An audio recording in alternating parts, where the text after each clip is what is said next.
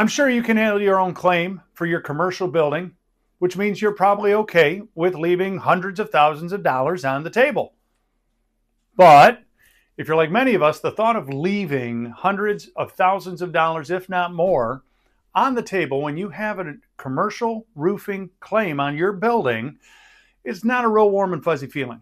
So what we did today is put together some helpful tips for property managers, commercial building owners, to help them that in the event you have a claim on the roof, siding, gutters, anything on the exterior of your building, to help you navigate that claim process the right way and ensure you are receiving every benefit and every dollar that you're entitled to.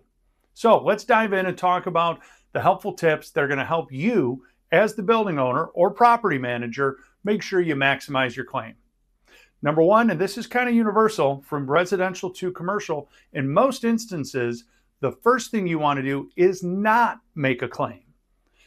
Most building owners actually think the first thing they need to do is call their insurance company and make the claim. Now, if you had a fire, if you had something like that and the building has literally no longer operatable, then yes, by all means, call your insurance company and get that claim started. But the vast majority of time, if there's just a leak or you see something wrong, your first call should not be to your insurance company and starting a claim. Which leads us to our second point.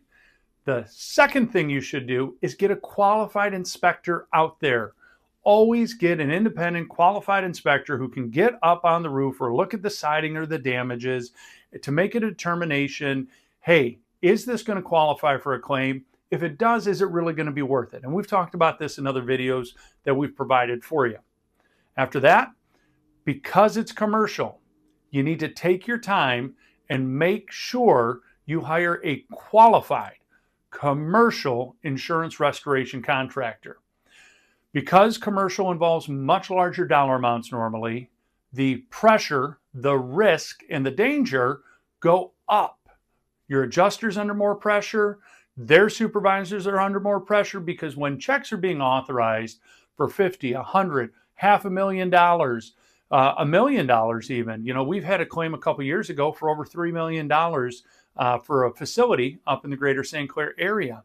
You have to have an expert who understands the claim process to guide you through it because it is a very complex process and one that if you don't know what you're doing, you could end up with a bad claim. You could end up not ultimately getting everything that you're entitled to, which may lead to you paying for things out of your pocket that you never should have in the first place.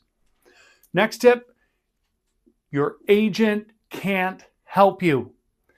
The agents and the claims department are separated with an iron wall between them 99% of the time. And that's because they don't want their sales team, which is realistically your agent, and their claims department being influenced by one another. They want adjusters in the claims department evaluating damages and claims and determining the right scopes. And they want their agents out there building their book of business, adding more clients. So they don't talk. One does not have influence in the other. And it's important you know that because very often we hear, well, I'm going to call my agent. Believe me, your agent wants your claim to be approved because they want you to renew with them and continue to be a client. Your adjuster in the claims department only is interested in figuring out if there is qualified damage, and if there is, what's the minimum amount that they're going to have to outlay to get you back to whole. The next up, we were talking about adjusters. The adjuster is not the final step. Very often, you're going to be provided with an estimate, a scope, and a total proposal from your adjuster, except they never use the word proposal. They're going to say, hey, I went through, I did my evaluation, here is your settlement, here is your claim. That is not the end of the road. There's very often missing items. That's where having a qualified insurance restoration contractor comes into play to make sure all scope items are being included. And ultimately, if you can't come to resolution with the adjuster, you're still going to have other options, such as going to appraisal that your contractor can help you through, or if you are in a situation where you feel like your insurance company is acting in bad faith, and that's a very clear technical legal term, there is always a legal option that you can pursue. In those scenarios, we would always strongly recommend get your legal counsel involved. Your contractor is not qualified to take you through any type of legal proceedings. Talk to your attorneys. They're going to be able to give you much better guidance. Next one, don't cash the check. Until your contractor and you are satisfied and feel that the claim is right, the settlement is right, don't cash the check. When you cash the check, no, it does not legally bind you to the claim and accepting the settlement that your adjuster may have offered to you, but it does make it much harder to fight for everything you're entitled to once that check has actually been cashed. So just hold on to it. Let your contractor do what they need to do. They're going to involve you in that process with your adjuster. Last one, this might be the most important. Do not settle for the contractor that your insurance company is providing. You are under no obligation to use the contractor your insurance company is happy to provide for you.